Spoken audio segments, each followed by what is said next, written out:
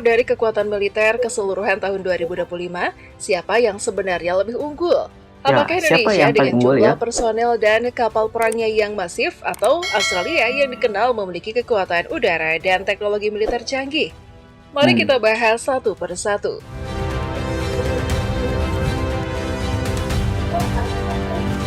Gambaran umum kekuatan militer 2025. Berdasarkan data dari Global Firepower 2025, peringkat kekuatan militer global Indonesia berada di urutan ke-13 dunia, Ya, sedangkan ke-13 Australia ya, berada di peringkat ke-19.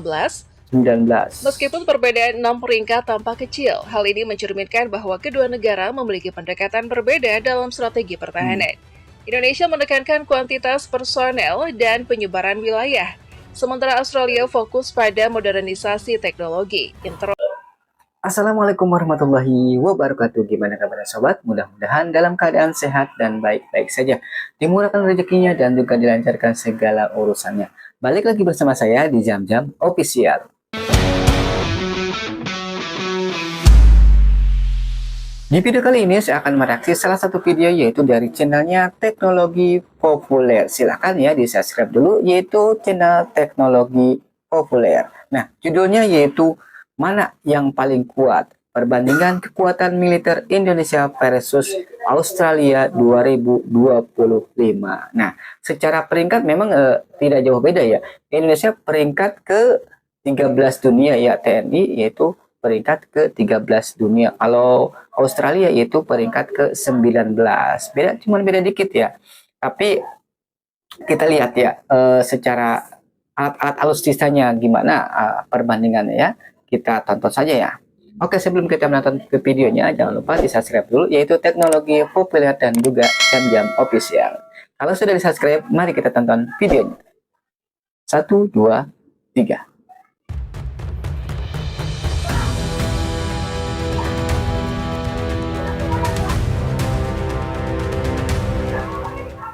Hello Technolovers, dua negara besar di kawasan Indo-Pasifik, Indonesia dan Australia, kini terus memperkuat kemampuan militernya di tengah dinamika keamanan global yang semakin kompleks. Kedua negara ini sama-sama memiliki posisi strategis, Indonesia dengan ribuan pulaunya yang membentang di antara Samudra Hindia dan Pasifik.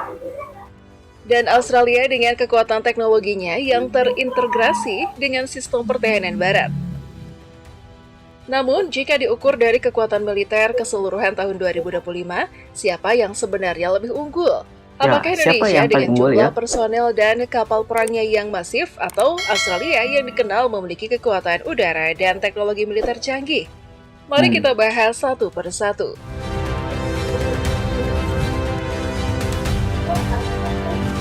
Gambaran umum kekuatan militer 2025.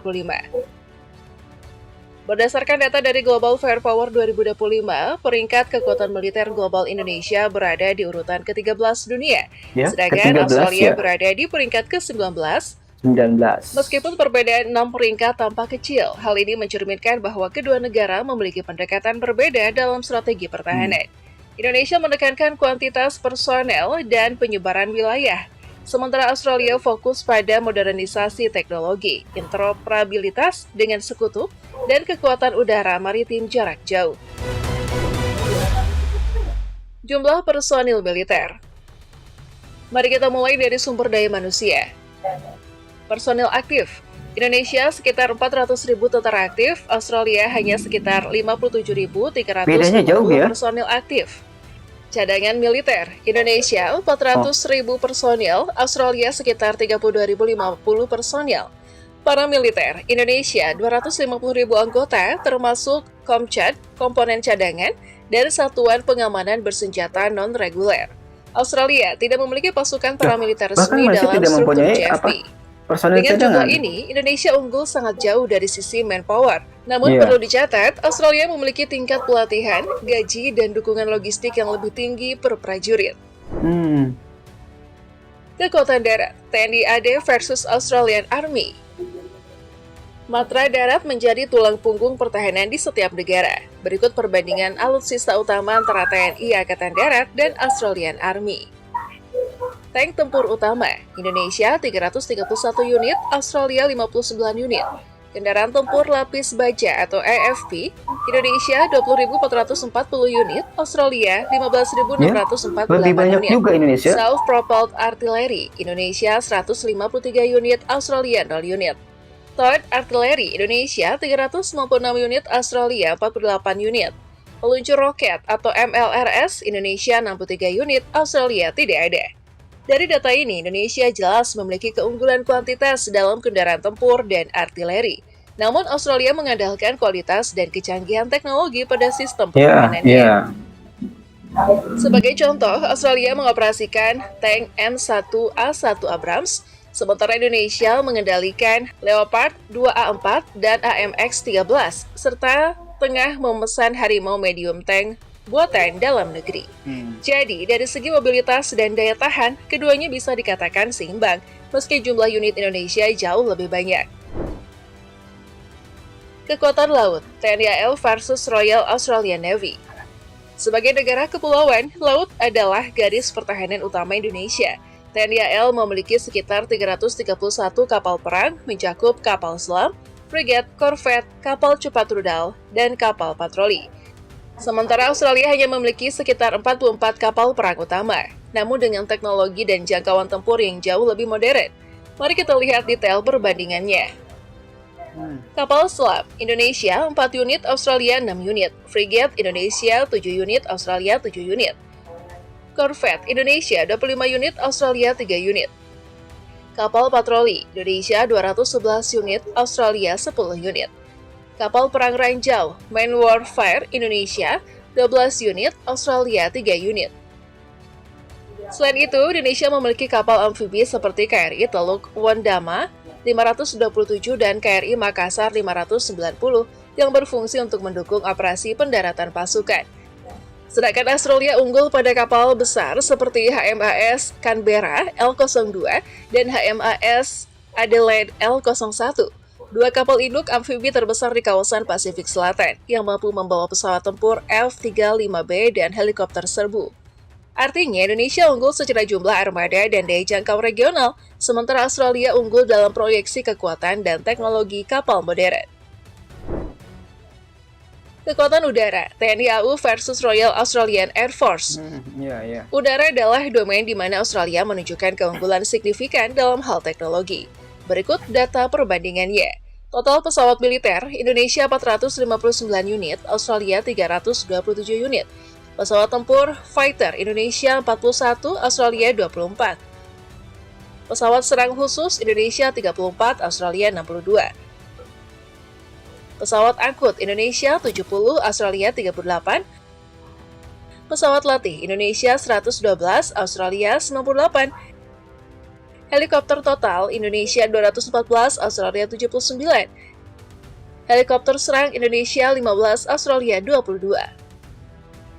Meskipun Indonesia unggul dalam jumlah total pesawat, Australia memegang keunggulan absolut dalam kualitas armada udara.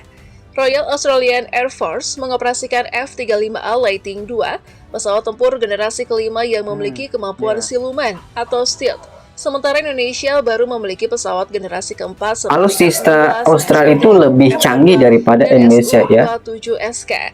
Namun Indonesia tengah berupaya memperbarui armada udara dengan rencana beda generasi F-15EX serta kerjasama pengembangan KF-21 Borama bersama Korea Selatan. Langkah besar menuju modernisasi TNI AU. Kualitas dan modernisasi. Australia secara historis merupakan sekutu utama Amerika Serikat, sehingga mendapat akses ke sistem pertahanan canggih NATO dan Amerika, termasuk radar jarak jauh, rudal jarak menengah, dan jaringan satelit militer. Sementara Indonesia terus memperkuat industri pertahanan dalam negeri seperti PT untuk pembuatan kapal perang dan PT Pindad untuk kendaraan tempur. Strategi Indonesia berfokus pada kemandirian alutsista dan pertahanan berlapis, bukan proyeksi kekuatan ke luar negeri. Dengan kata lain, Australia kuat karena teknologi global, sedangkan Indonesia kuat karena daya jangkau dan kemandirian nasional. Pasukan khusus. Dalam dunia militer, satuan elit seringkali menjadi simbol kekuatan sejati sebuah negara. Indonesia memiliki Kopassus TNI AD, salah satu pasukan khusus terbaik dunia, dikenal dengan kemampuan infiltrasi dan operasi anti-teror. Denjaka TNI AL, pasukan laut elit yang menggabungkan kemampuan bawah air dan operasi anti pembajakan. Kopaska TNI AL, spesialis operasi bawah laut dan sabotase maritim. Bravo 90 TNI AU, unit khusus udara dengan kemampuan kontra teror dan penyelamatan sandera. Australia memiliki SASR, Special Air Service Regiment, pasukan elit paling ditakuti di Asia Pasifik.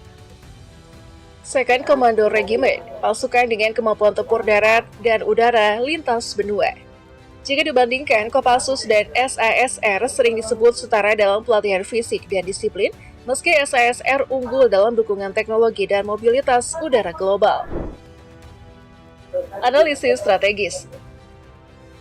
Secara keseluruhan, Indonesia unggul dari sisi jumlah, personel, dan armada tempur.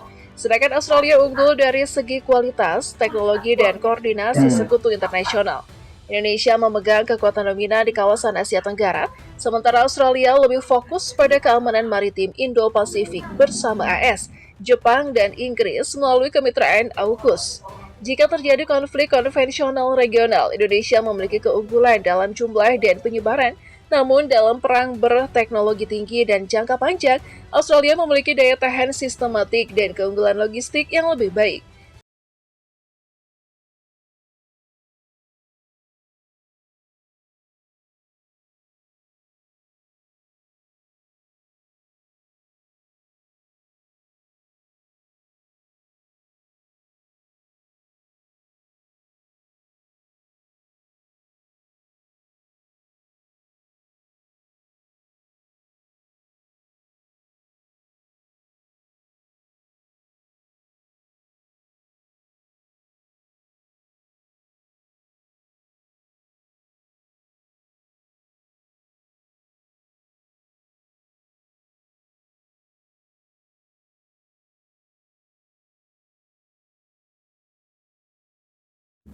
Ya guys, ternyata perbandingan kekuatan Indonesia dan Australia itu memang sedikit agak berbeda ya. Kalau Indonesia itu mengandalkan pasukannya itu lebih banyak ya, pasukan TNI-nya lebih banyak. Tapi kalau Australia itu kekuatannya itu dari alat alutsista yang lebih canggih ya, yang lebih modern. Jadi kalah di situ aja sih Indonesia ya, kalah di alatnya aja ya. Kalau masalah personil sih Indonesia menang banyak ya, tapi kalau masalah alat itu Indonesia kalah karena lebih modern alat-alat dari Australia. Oke guys, terima kasih sudah menonton video reaction ini. Mohon maaf bila ada kata-kata yang salah. Kita ketemu lagi di video reaction selanjutnya. Saya akhiri. Wassalamualaikum warahmatullahi wabarakatuh.